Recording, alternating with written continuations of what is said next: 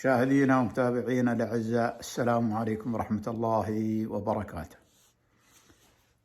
نتكلم اليوم عن بعض العادات والتقاليد القديمة عند القبائل، وهي المنكف والمثار، وما الفرق بينهم. المنكف هو عندما يصير اعتداء على أحد أفراد القبيلة أو فخيذة من القبيلة أو قبيلة، يعني أحد القبائل من القبيلة الأم،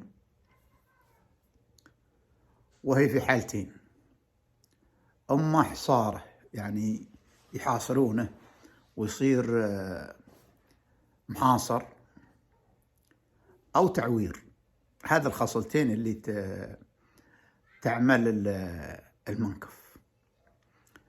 فالمحاصرة يعني شخص حوصر من وصار يعني مثل ما تقول في موقف محاصرينه، والعدل هلا نجده من قبائله، فهنا يكون المنكف للقبيلة عامة من أجل فك حصار هذا الشخص، أو التعوير بجميع أشكاله. التعوير معروف عند القبائل وشو.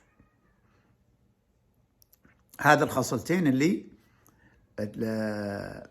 تعمل المنكف أو تثير المنكف وتنكف القبيلة كلها. أما المثار، فالمثار عندما أحد الأفخذ أو أحد القبائل من نفس القبيلة يرتكب شيء خطأ أو قتل أو سلب أو نهب شخص، يكون جار